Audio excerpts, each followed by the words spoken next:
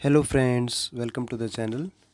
आज हम करेंगे बीएसएफ एचसीएम का संडे का मॉक टेस्ट। तो चलिए शुरू करते हैं। फर्स्ट क्वेश्चन हमारा, मूलधन पर 8% वार्षिक दर से 2 वर्ष की अवधि का साधारण ब्याज 192 रुपये है। तो हमें बताना है कि मूलधन क्या होगा। ठीक है, तो सबसे पहले हम फॉर्मूला लगाएंगे SI इक्वल टू PRT/100। ठीक है, ये सिंपल इंटरेस्ट का फॉर्मूला होता है, हम इसमें लगाते हैं। तो SI हमारा दे रखा है 192 रुपये। ठीक है, P की वैल्यू हमें निकालनी है। R इसमें दे रखा है 8% और T दे रखा है 2 साल और बटे में आ जाएगा 100। ठीक है, 192 बटे में आ जाएगा 16, ये नीचे। ठीक है, गुणा में 100 इक्वल टू हो जाएगा P। ओके, हम इसको इससे काटते हैं तो 16 एकम 16 और 3 बच गए, 16 दूनी 32। ठीक है, तो P की वैल्यू हमारे पास कितनी आ गई? P की वैल्यू आ गई 1200। ओके, तो हमारा ऑप्शन नंबर कौन सा हो जाएगा? Option number C 1200। ठीक है, नेक्स्ट क्वेश्चन है क्वेश्चन नंबर सेकंड। किसी खाद्य पदार्थ में चीनी और आटे का आरंभिक अनुपात 17:28 दे रखा है। ठीक है, तो यहाँ पे 17:28 दे रखा है। एलिजाबेथ ने 27 केजी, मतलब हमें इसमें अलग अलग निकालना पड़ेगा कि 27 केजी में से चीनी कितनी है और आटा कितना है। ठीक है, तो अगर हम इसमें निकालते हैं तो हमारा टोटल कितना हो जाएगा? टोटल हो जाएगा हमारा 45, जिसमें से 17 हमारे पास क्या है? 17 चीनी है और 28 हमारे पास क्या है? 28 है आटा। ठीक है, अभी हम इसका केजीज़ में निकाल लेते हैं। ये तो हमारे रेशियो में निकल गया, हम निकाल लेते हैं इसका केजीज़ में। तो 17 अगर हमें चीनी का निकालना है तो चीनी का हो जाएगा 17/45 गुणा में 27। ठीक है, अगर हम इसको इससे काटते हैं तो ये आ जाएगा 9 तिये 27 और 9 पजे 45, 17 तिये 51 और बटे में आ जाएगा 5। ठीक है, तो 10 पंजे 50 और 2 पंजे 10। ठीक है, ये हो गया। ये आ गया हमारा चीनी। ओके, अगर हम इसमें से 27 में से अगर ये घटा देते हैं तो हमारा कितना आ जाएगा? 10 में से 2 गया 8 और ये आ जाएगा 6 और ये आ जाएगा 1। ठीक है, तो ये आ गया हमारा आटा। तो अभी हमारा रेशियो कितना बन गया? अभी हमारा रेशियो बन गया 10.2 बटे में 16.8। ये रेशियो बन गया। इस खाद्यान्न में इतना आटा और मिला दिया, मतलब एक्स आटा मिला दिया उसने। ठीक है, मतलब जितना भी आटा मिलाया हो वो मिला दिया कि चीनी और आटे का अनुपात कितना बन जाए? 2:2, 2:5। तो यहाँ पे 2:5 आ जाएगा। ठीक है, तो अगर हम इनकी मल्टीप्लाई करवाते हैं यहाँ पे तो ये हो जाएगा 10 पंजे 50 और 5 दूनी 10, मतलब आ जाएगा 51। ठीक है, इक्वल टू अगर हम इसकी मल्टीप्लाई करवाते हैं यहाँ पे तो ये आ जाएगा 33.6 और जमा में आ जाएगा 2x। ठीक है, 2x की वैल्यू अगर हम यहाँ पे निकालते हैं तो कितनी आ जाएगी? 17.4 और x की वैल्यू अगर निकालते हैं तो x की वैल्यू हो जाएगी 8.7। ठीक है, तो ऑप्शन नंबर हमारा कौन सा हो जाएगा? ऑप्शन नंबर हो जाएगा हमारा बी वाला 8.7। ओके, नेक्स्ट क्वेश्चन है क्वेश्चन नंबर थर्ड। दो समरूप त्रिभुजों में उनकी संगत भुजाओं का अनुपात 1:3 दे रखा है। यदि बड़े त्रिभुज का क्षेत्रफल 72 वर्ग सेंटीमीटर है तो छोटे त्रिभुज का क्षेत्रफल हमें बताना है। ठीक है, तो इसके अंदर एक फॉर्मूला यूज होता है, कौन सा? एरिया किसका? फर्स्ट ट्रायंगल का अपॉन एरिया किसका? सेकंड ट्रायंगल का, equal to side first triangle की अपॉन साइड सेकंड ट्रायंगल की, और उसका क्या हो जाता है? स्क्वायर हो जाता है। ठीक है, इस टाइप से ये फॉर्मूला यूज़ होता है। अगर हम देखें इसमें संगत भुजाओं का अनुपात दे रखा है 1:3, मतलब यहाँ पे दे रखा है इनका 1:3। ठीक है, और इसका हो जाएगा स्क्वायर। और बड़ी भुजा कौन सी होगी? बड़ी भुजा हो जाएगी भुजा 2। ठीक है, तो यहाँ पे आ जाएगा और इसका क्षेत्रफल दे रखा है इक्वल टू 1/72। तो यहाँ पे साइड 1 लिख लेते हैं S1। ठीक है, अगर हम इसको निकालते हैं यहाँ पे S1 इक्वल टू, हम इसको इस साइड ले आते हैं, इसको ले आते हैं यहाँ पे। ठीक है, तो ये हो जाएगा 72 और बटे में 9 का स्क्वायर कितना हो जाएगा, 3 का स्क्वायर हो जाएगा 9, तो 9 यहाँ पे आ गया। और अगर इसको हम इससे काटते हैं तो 9 अठे 72, तो S1 की वैल्यू हमारे पास कितनी आ गई, S1 की वैल्यू आ गई 8। ठीक है, तो ऑप्शन नंबर कौन सा हो जाएगा, ऑप्शन नंबर बी 8 वर्ग सेंटीमीटर। ठीक है, नेक्स्ट क्वेश्चन है क्वेश्चन नंबर 4। ए और बी की चालों का अनुपात 4:5 है, इसलिए गंतव्य स्थान पर पहुंचने में ए को बी की तुलना में 20 मिनट अधिक समय लगता है। तो इनमें चाल का अनुपात दे रखा है। ठीक है, चाल का अनुपात कितना है, 4:5। ओके, तो समय का अनुपात हो जाएगा हमारे पास उल्टा, समय इक्वल टू 5:4। इनके बीच का डिफरेंस कितना, समय का डिफरेंस कितना दे रखा है, 1 दे रखा है, लेकिन इसमें यहाँ पे कितना बता रखा है, 20 मिनट। ठीक है, 1 इक्वल टू आ जाएगा 20। तो हम अगर इसकी रेशियो निकालना चाहें तो यहाँ पे कितना हो जाएगा, 20 चौक 80 और 20 पंजे कितना हो जाएगा, 20 पंजे हो जाएगा 100।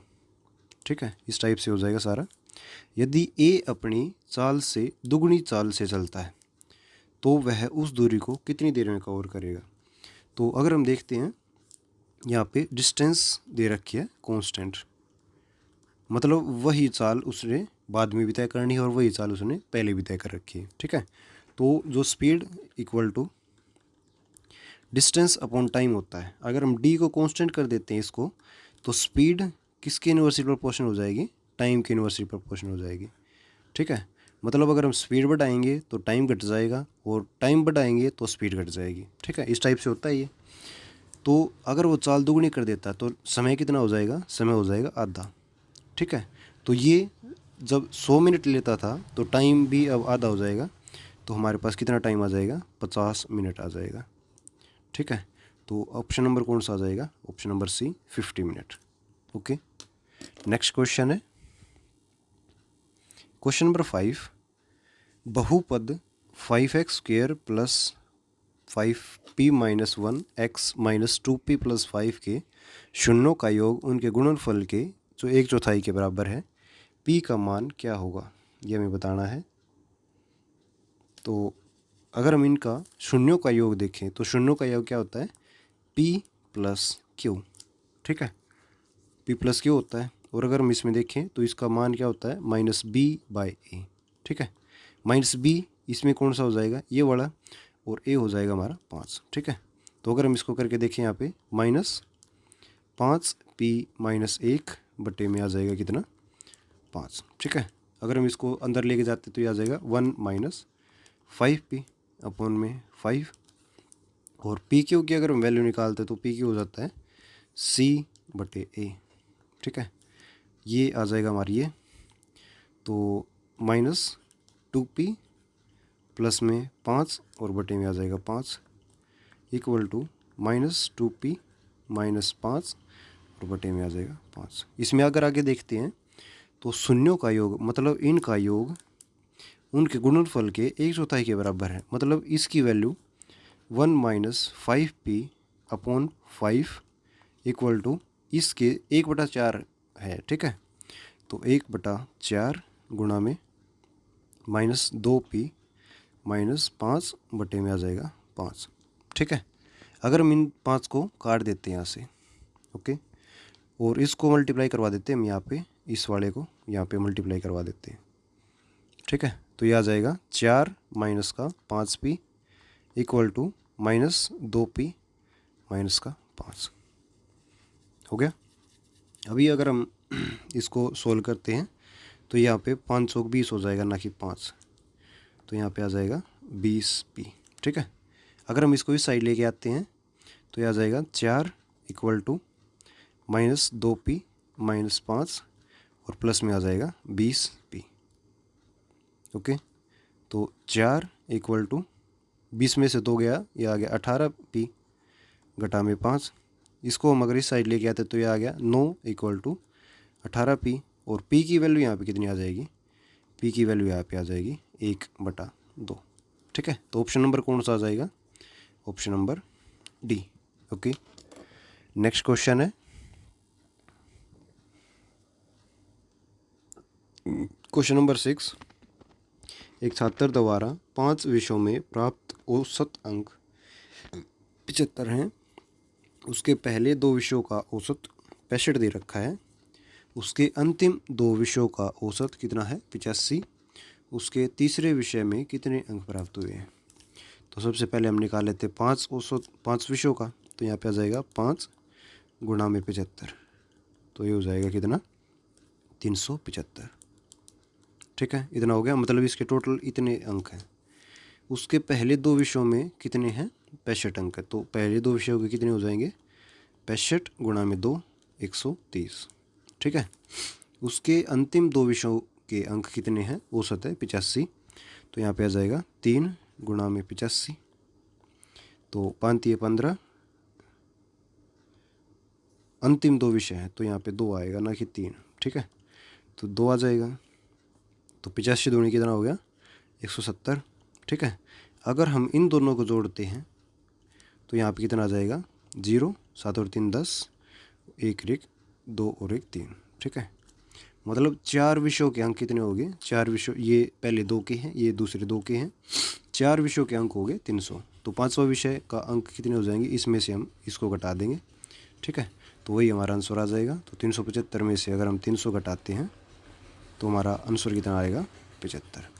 ठीक है, तो ऑप्शन नंबर आ जाएगा सी। ओके, नेक्स्ट क्वेश्चन है क्वेश्चन नंबर 7, 17, 22, 27, 32 इस श्रृंखला का 22वां पद कौन सा होगा? तो हमें T20 के बारे में बताना, मतलब 20वीं टर्म में बतानी है। ठीक है, तो अगर हम इसके अंदर एक फॉर्मूला देखते हैं, कौन सा फॉर्मूला है? TN, मतलब टर्म निकालनी है NV equal to A plus N-1 into D। तो ये टर्म निकालने के लिए फॉर्मूला होता है। ठीक है, तो अगर हम 20वीं टर्म निकालना चाहें तो यहाँ पे ए क्या होता है? First term. तो यह आ जाएगा 17 प्लस N, मतलब हो जाएगा 19, गुणा में आ जाएगा D कितना है? 17 और 5 हो गया 22, तो D हो गया 5। ठीक है, इस टाइप से हो गया। तो अगर हम T20 अभी निकालते हैं तो T20 की वैल्यू कितनी हो जाएगी? 17 प्लस 19 पंजे 95। ठीक है, तो 7 और 5 12 आ गया। अभी 9 और 1 10 और 1 11। ठीक है, तो ये आ गया कितना? 112, option number C. Okay, next question है क्वेश्चन नंबर 8, एक महिला अंकित मूल्य पर 24% की छूट के बाद एक कार खरीदती है और इसे अंकित मूल्य से 20% अधिक पर बेच देती है, तो प्रतिशत लाभ ज्ञात करना है। तो सबसे पहले अगर हम देखते हैं मार्केट प्राइस और सीपी प्राइस के बीच में क्या डिफरेंस दे रखा है वो है। तो यहाँ पे 24% की छूट पर खरीदती है। ठीक है, तो मतलब मार्केट प्राइस इसका कितना है? 100 है, और खरीदी उसने कितनी है? 24% पे, मतलब ये आ गया 76%। ठीक है, इतने पे उसने खरीदी है 76% पे। ओके, उसके बाद अंकित मूल्य से 20% अधिक मूल्य पर बेचती है, मतलब इसमें रेशो दे रखा है MP/SP, सेलिंग प्राइस का रेशो दे रखा है। तो यहाँ पे आ जाएगा 100 बटे में 120। ठीक है, अभी अगर हम इनका क्या निकालना चाहें, रेशो निकालना चाहें, तो यहाँ पे आ जाएगा CP, यहाँ पे आ जाएगा MP और यहाँ पे आ जाएगा SP। CP कितना है? CP है 76, और MP कितना है? MP है 100, और MP और SP का रेशो यहाँ पे आ गया 100 और यहाँ पे आ गया 120। ठीक है, तो ये वाला 76 हो गया, ये वाला 100 हो गया और ये वाला 120 हो गया। तो यहाँ पे लाभ बताना है। लाभ होता है profit equal to SP minus CP। ठीक है, परसेंटेज निकालनी है, तो ये आ जाएगा कितना?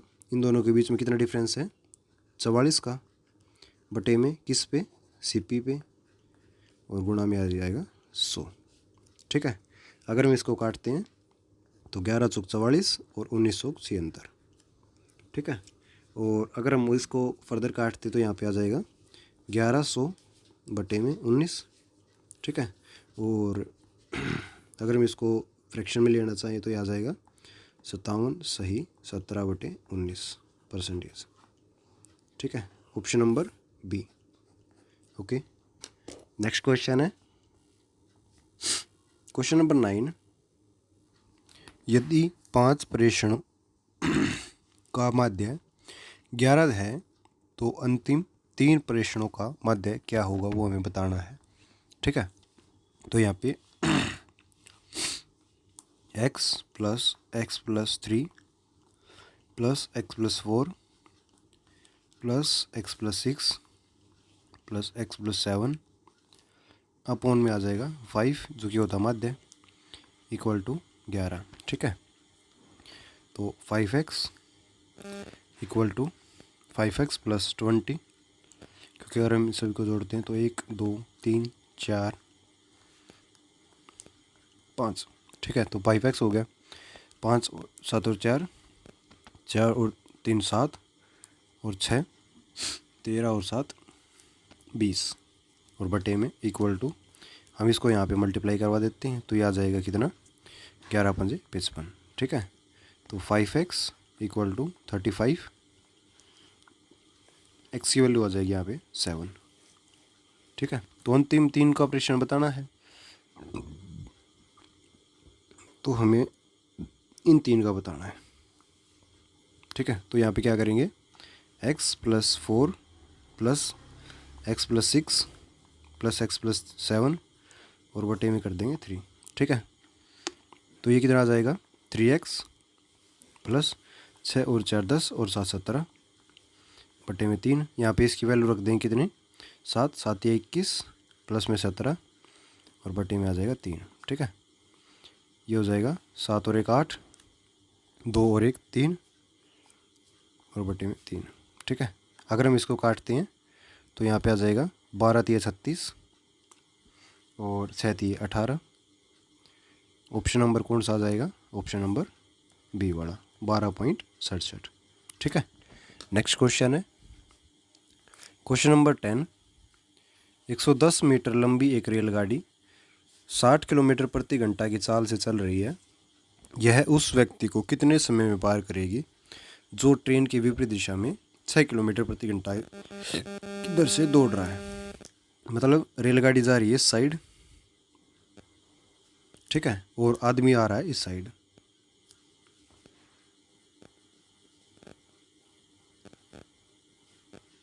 ओके, तो इसमें उल्टा कर रखा है कि रेलगाड़ी जा रही है इस साइड और आदमी आ रहा है इस साइड। ओके, तो यहाँ पे बता रखा है 110 मीटर लंबी गाड़ी 60 किलोमीटर प्रति घंटा की चाल से।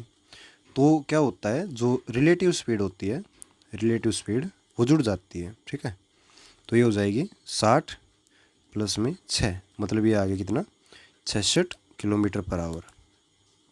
ठीक है, अगर हम इसको मीटर पर सेकंड में कन्वर्ट करते हैं तो 5/18 से हमें मल्टीप्लाई करना पड़ेगा। ठीक है, तो ये हो जाएगा 11 से कम 66 और 6 तिये 18, मतलब 55/3 मीटर पर सेकंड। ठीक है, अभी हम लगाएंगे speed equal to distance upon time. ये तो आ गई हमारी स्पीड। ठीक है, कितनी 55/3 इक्वल टू हमें निकालना कितना समय, मतलब टाइम हमें लेना। तो डिस्टेंस इसमें कितनी दिखा रखी है, डिस्टेंस दिखा रखी है 110 मीटर पर, 110 और बटे में आ जाएगा टी। ठीक है, हम इसको इस साइड ले आते हैं तो टी इक्वल टू 110/3 और गुणा में ये नीचे आ जाएगा क्या 55। ठीक है, अगर हम इसको इससे काटते हैं तो ये आ गया कितना 2 और ये 3 यहाँ पे नहीं, ये आ जाएगा ऊपर, ये आ जाएगा यहाँ पे। ठीक है, तो ये कितना हो जाएगा 6 सेकंड, जो कि ऑप्शन नंबर किस में है, ऑप्शन नंबर बी के अंदर है।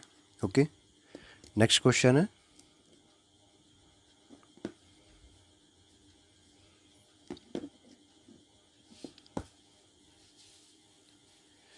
Question number 11।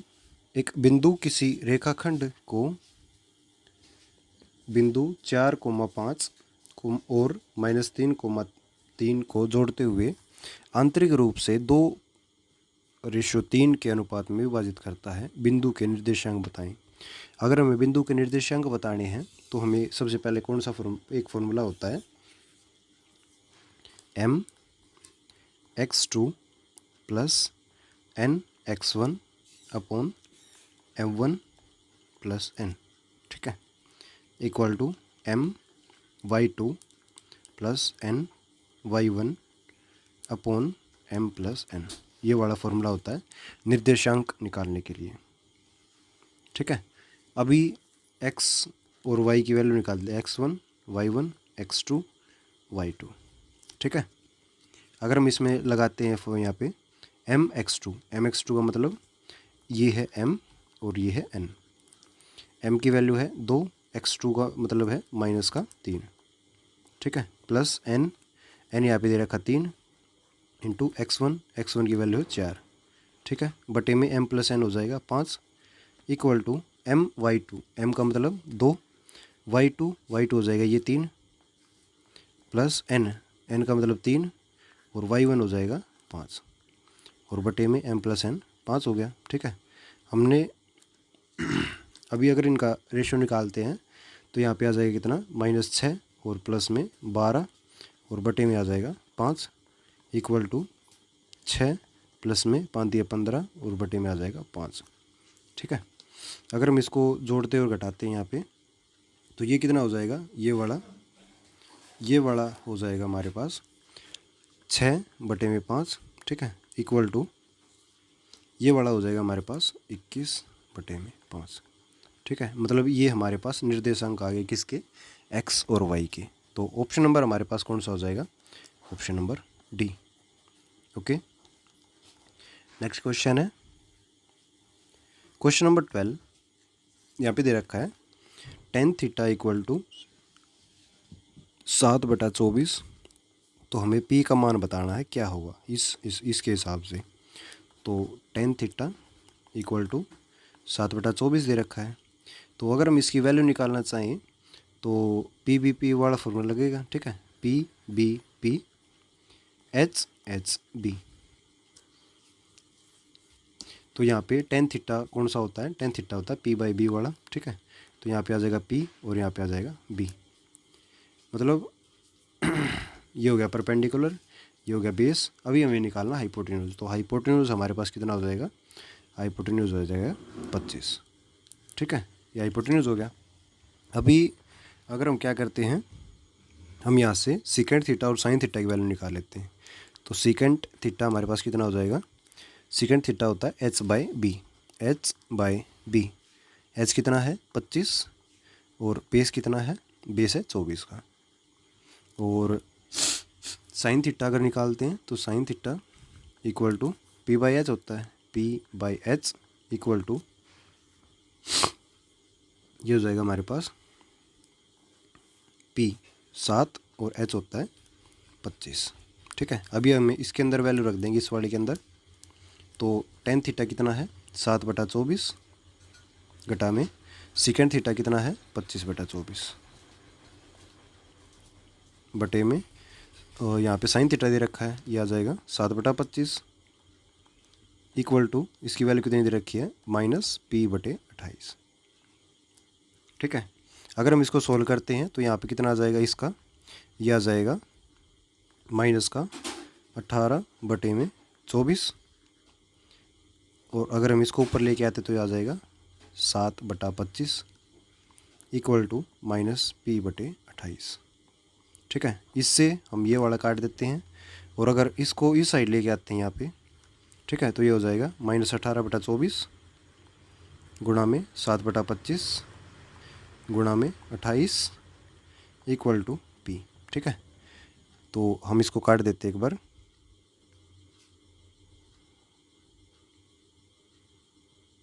तो ये हो जाएगा, एक मिनट, ये वाला हमारा गलत हो गया थोड़ा, यहाँ पे ये यहाँ पे उल्टा हो जाएगा जब ऊपर जाएगा तो, ठीक है। तो यहाँ पे कितना आ जाएगा 25/7 गुणा में 25/7, ठीक है, उल्टा हो जाएगा ये। तो 7 चौक 28, 6 चौक 24 और 6 तिये 18, ये वाला हमारा हट गया था, ठीक है।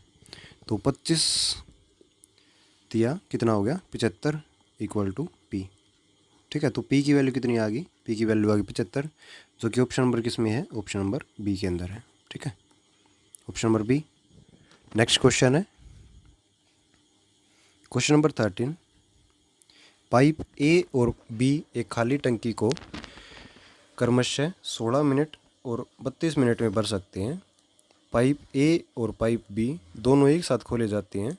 यदि खाली टंकी को कुल 16 मिनट में फुल करना है तो पाइप ए को कितने समय बाद बंद करना होगा। तो ए और बी दे रखे हैं, उनकी वैल्यू यहाँ पे इसकी है 16 और इसकी है 32। ठीक है, अगर हम इन दोनों को इनका हम टोटल वर्क निकालते हैं तो यहाँ टोटल वर्क आ जाएगा 32।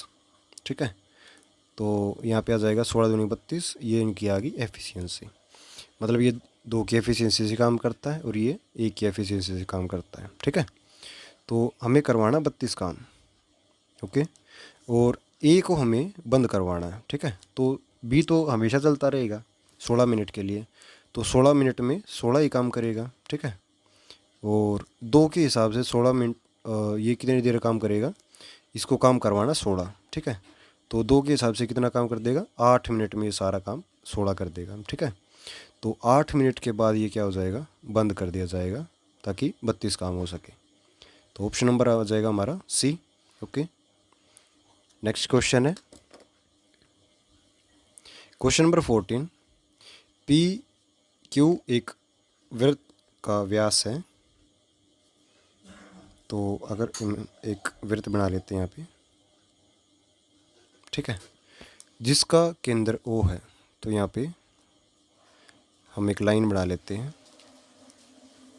ठीक है, यह आ गया पी क्यू जिसका केंद्र है ओ। ठीक है, यदि कोई बिंदु आर वृत्त पर स्थित है, मतलब यहाँ पे आर स्थित है। ठीक है, अगर हम इसको यहाँ पे मिलाते हैं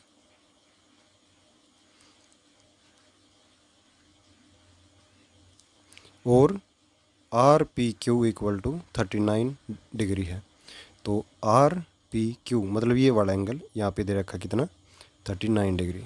ठीक है, तो हमें बताना है आर क्यू पी का माप क्या होगा। तो आर क्यू पी इसका माप हमें बताना है, इस वाले का। ठीक है, यहाँ का माप हमें बताना है। तो सबसे पहले अगर हम देखते हैं तो ये वाला एंगल हमारा कितना हो जाएगा, ये वाला एंगल हो जाएगा हमारा 90 डिग्री। ठीक है, तो अगर हम देखते हैं किसी भी ट्रायंगल के तीनों कोणों का योग कितना होता है, 180 डिग्री। तो पहले कोण का मान कितना दे रखा है, 39 डिग्री, प्लस सेकंड का मान हो जाएगा 90 डिग्री, प्लस थर्ड का मान हम थीटा मान लेते हैं। ठीक है, इक्वल टू 180 डिग्री होता है। तो अगर हम थीटा की वैल्यू यहाँ पे निकालना चाहें तो 180 डिग्री माइनस से कितने हो जाएंगे, 9, और 9 और 3 12, 180 में से 129 घटा देंगे तो हमारा आंसर कितना आ जाएगा, 51 डिग्री।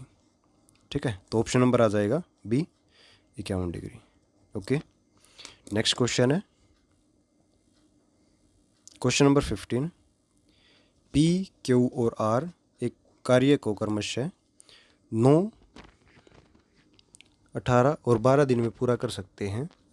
वे कार्य शुरू करते हैं जिनमें पी पहले दिन कार्य करता है, क्यू दूसरे दिन कार्य करता है और आर तीसरे दिन, और फिर इस चक्र को कार्य पूरा करने तक सही रखा जाता है। इस प्रकार कार्य पूरा कितने दिन में होगा। तो अगर हम देखते हैं पी क्यू आर, यहाँ पे ये 9 दिन में करता है, ये 18 दिन में करता है और ये 12 दिन में करता है। तो हम इनकी एफिशिएंसी और वर्क निकाल लेते हैं। तो 12 तीय हो गया 36, 9 चौक हो गया 36, 18 दूनी हो गया 36 और 12 तीय हो गया 36।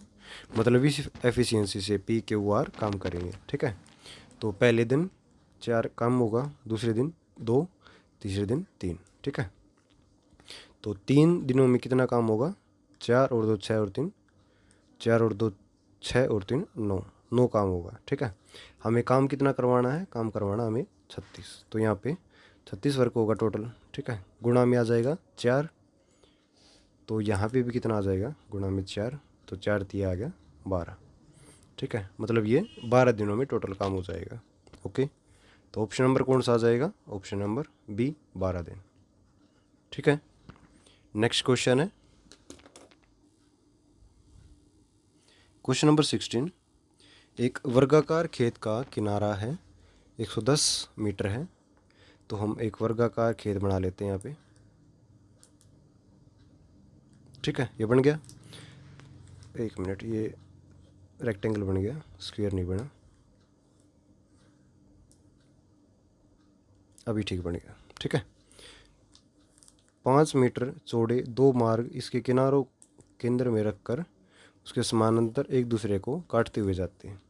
तो यहाँ पे इस प्रकार से बना रखा है कि यहाँ से लेकर यहाँ तक और यहाँ तक इस प्रकार से ये बनाया हुआ है। ठीक है, और यहाँ पे भी सेम टू सेम इस प्रकार से ये काट कर बनाए हुए हैं। ठीक है, ऐसे बनाए हुए हैं। मार्गों का क्षेत्रफल ज्ञात करना, मतलब इनका हमें क्या करना है, क्षेत्रफल ज्ञात करना है। ठीक है, इस वाले का और इस वाले का, इन दोनों का हमें क्षेत्रफल ज्ञात करना है। ठीक है, तो सबसे पहले हम इसका देख लेते हैं। वर्गाकार खेत का किनारा, मतलब इसकी वैल्यू हमें दे रखी है 110 इस पूरे की। तो यहाँ पे भी 110 हो जाएगी, यहाँ पे भी 110 हो जाएगी और यहाँ पे भी 110 हो जाएगी। ठीक है, तो अगर हम देखते हैं तो ये वाली वैल्यू हमें निकालनी है, ये वाली और ये वाली। ठीक है, तो ये एक क्या लग रहा है, ये एक रेक्टेंगल लग रहा है। तो हम रेक्टेंगल का एरिया निकालते हैं। तो एरिया क्या होता है, लेंथ मल्टीप्लाई बाय ब्रेड्थ। ठीक है, और ये 2 साइड किया हुआ है, ये इस साइड भी है और ये इस साइड भी है। ठीक है, तो 2 बार लग जाएगा, ये 2 बार का एरिया लग जाएगा। ओके, तो अगर हम इसको करते हैं तो यहाँ पे आ जाएगा 2 × 110 × 5, मतलब ये हो गया 2 × 550, मतलब आ गया कितना, 1100। लेकिन ये वाली जो चीज़ है, ये यहाँ पे जो कर रखा है,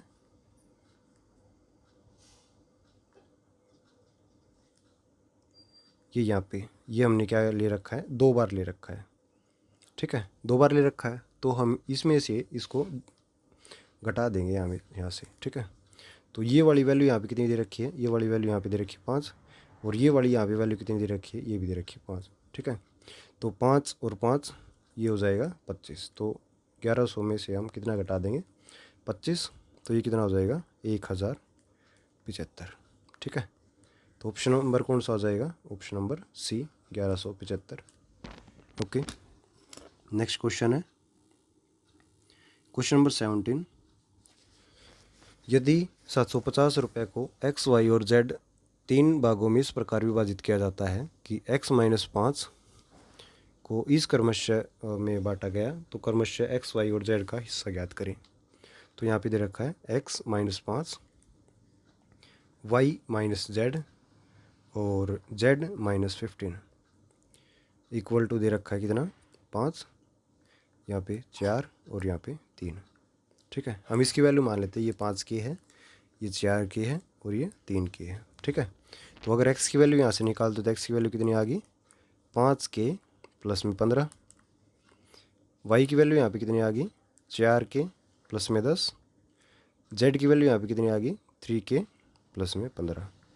ठीक है, इसमें इसकी वैल्यू बांट रखी है, तो हम इन सभी को क्या कर देंगे, ऐड कर देंगे। तो 5 के प्लस 15 जमा, अच्छा ये 15 नहीं, ये 5 है यहाँ पे, तो ये 5 आ जाएगा, यहाँ पे भी 5 है। ठीक है, प्लस 4 के जमा में 10 जमा 3 के जमा में 15 इक्वल टू कितना है, 750। ठीक है, तो 5 4 9 9 और 3 12 के। ठीक है, और 10 और 5 15, 15 और 15 हो गया 30 इक्वल टू 750। 12 के इक्वल टू 720। ठीक है, तो के की वैल्यू यहाँ पे कितनी आ गई, के की वैल्यू आ गई यहाँ पे 60। ठीक है, तो हमें एक्स, वाई, जेड की वैल्यू हमें बतानी है, तो यहाँ पे के की वैल्यू रख देंगे। तो 12 पंजे 60 प्लस में 6 पंजे 30, मतलब 300 हो गया। 300 प्लस 5 कितना हो गया, 305। अगर हम और आगे देखते हैं, 4 60 चौका 240 प्लस में 10 हो गया कितना, 250। और अगर अगली देखते हैं तो 6 3 18, मतलब 180 प्लस में 15 कितना हो गया, 195। ठीक है, तो हमारा ऑप्शन कौन सा हो जाएगा, ऑप्शन नंबर बी, 305, 250 और 195। ठीक है, तो ऑप्शन नंबर बी आ जाएगा। नेक्स्ट क्वेश्चन है क्वेश्चन नंबर 18। 3 सेंटीमीटर त्रिज्या और 5 सेंटीमीटर ऊंचाई वाले धातु के एक बेलन को पिघलाकर 1 सेंटीमीटर ऊंचाई और 1 मिलीमीटर आधार त्रिज्या वाले शंकु बनाए गए। तो एरिया और मतलब वॉल्यूम तो इन दोनों का बराबर है, तो हम किसका वॉल्यूम कंपेयर कर देंगे, पाई आर स्क्वायर एच मतलब सिलेंडर का, ठीक है, और कोण का, okay, equal to N into कोण बनाए गए हैं 1/3 पाई आर स्क्वायर एच। हम इसको नीचे ले आएंगे, ठीक है, तो पाई आर स्क्वायर एच बटे में ये नीचे आ जाएगा 1/3 pi are square h equal to n, ठीक है। इसमें ये दोनों वैल्यू अलग अलग दे रखी हैं, पाई की वैल्यू जो कॉमन है उसको हम काट देते हैं यहाँ से, ठीक है, और यहाँ पे दे रखा है आधार की त्रिज्या कितनी दे रखी है 1 mm। 1 mm क्या होता है, 1 mm होता है 1 सेंटीमीटर का 10वां हिस्सा, ठीक है। तो हम यहाँ पे अगर हम इसकी वैल्यू निकालना चाहें तो कितना हो जाएगा 0.1 सेंटीमीटर, ठीक है। तो हम इसकी वैल्यू इसके अंदर रख देंगे। तो अगर हम वैल्यू रख के देखते हैं, तो अगर इसके अंदर वैल्यू रखते हैं यहाँ पे, तो आर स्क्वायर यहाँ पे कितनी वैल्यू दे रखी है 3 सेंटीमीटर और 5 सेंटीमीटर ऊंचाई, तो आर स्क्वायर यहाँ पे हो जाएगा 9 और हाइट कितनी है 5, और अगर हम इसको भी ऊपर लेके जाते हैं तो यहाँ पे आ जाएगा 3, ठीक है, बटे में आर स्क्वायर ये वाली वैल्यू कितनी हो जाएगी 0.1 का स्क्वायर मल्टीप्लाई बाई हाइट इसमें कितनी दे रखी है 1 सेंटीमीटर की, तो यहाँ पे 1 सेंटीमीटर लग जाएगा इक्वल टू एन। तो 9×45 दिया हो गया 135 बटे में 0.01, ठीक है। अगर हम इसको यहाँ से 0 हटाते हैं तो ऊपर हम क्या लगा देंगे 100 से गुणा कर देंगे, ठीक है। अगर हम 100 से गुणा करते हैं तो ये आ जाएगा 13,500, ओके। तो ऑप्शन नंबर कौन सा आ जाएगा, ऑप्शन नंबर ए 13,500, ठीक है। नेक्स्ट क्वेश्चन है क्वेश्चन नंबर 19। एस और ए की वर्तमान आयु क्रमशः 5:4 के अनुपात में है, इसलिए 3 साल बाद उनके आयु का अनुपात 11:9 हो जाएगा। तो अगर हम देखें एस और ए का अनुपात कितना है 5x और 4x है, ठीक है। 3 साल बाद भी दिखा रखा तो 3 साल इसमें ऐड कर देते हैं, प्लस में 3 इक्वल टू 11/9, ठीक है। एस की वर्तमान आयु क्या होगी, तो अगर हम इनको क्रॉस मल्टीप्लाई करवाते हैं तो कितना आ जाएगा 5×45x जमा 9×27 इक्वल टू 11×4 = 44x जमा 11×3 = 33, ठीक है। हम इसको इस साइड लेके आते तो ये आ जाएगा x इक्वल टू इसको इस साइड लेके जाते तो ये आ जाएगा 6, ठीक है। तो हम इस वैल्यू को इसके अंदर रख देंगे तो s की वैल्यू आ जाएगी, ठीक है। तो 5 गुणा में आ जाएगा 6 इक्वल टू हो गया 30, मतलब s की वैल्यू कितनी होगी, s की वैल्यू होगी 30, option number B, okay. Next question है क्वेश्चन नंबर 20। अंकित मूल्य पर 40% छूट देने पर एक जैकेट 20% लाभ पर 600 रुपये में विक्रित की गई है। यदि वह अंकित मूल्य पर बेची जाती है तो प्रतिशत लाभ क्या होगा। तो यहाँ पर डिस्काउंट कितना दे रखा है, डिस्काउंट दे रखा है 40%, ठीक है, और प्रॉफिट कितना हो रखा है, प्रॉफिट हो रखा है 20%, और एसपी कितना है 600 रुपये, ठीक है। अगर हम सीपी और एसपी का रेशो निकालें यहाँ पे प्रॉफिट के हिसाब से होता है तो ये हो जाएगा 20/100 मतलब हो गया 1/5, ठीक है। मतलब 5 पर उसे 1 का लाभ हुआ जो भी 600 पर बिकी है, तो 5 पर 1 का लाभ हुआ 6 हो गया, ठीक है। तो ये वैल्यू कितनी आ गई 600 गुणा में यहाँ पे हो गया 100, ठीक है, और अगर इसको निकालते तो यहाँ पे गुणा 100 ये आ गई 500, मतलब उसका कॉस्ट प्राइस कितना था 500 रुपये और बेची कितने में 600 रुपये में, ठीक है। अभी उसने डिस्काउंट भी दे रखा है 40% का, तो अगर हम इसका डिस्काउंट निकालते हैं यहाँ पे तो ये आ जाएगा 40/100 मतलब ये आ गया 2/5, मतलब 5 पे उसने 2 का डिस्काउंट दे दिया, ठीक है। तो 5 से ये हो जाएगा 3, तो ये वाली वैल्यू ये एसपी की है तो ये आ जाएगा 600, ठीक है, गुणा में 200, अगर हम इसमें गुणा में 200 करते हैं तो ये हमारा कितना हो जाएगा, 2 पंजे 10।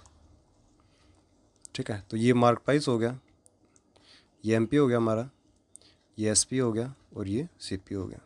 ठीक है, यदि वह अंकित मूल्य पर बेचा जाता है तो प्रतिशत लाभ कितना होगा, तो एमपी हो गया और ये सीपी। तो प्रॉफिट परसेंटेज अगर निकालना चाहिए तो एमपी में सीपी मतलब 500 का लाभ हुआ है।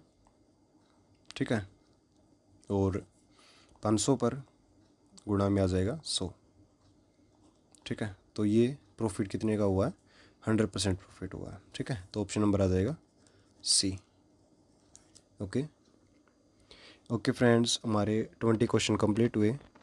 Thank you for watching. Thank you.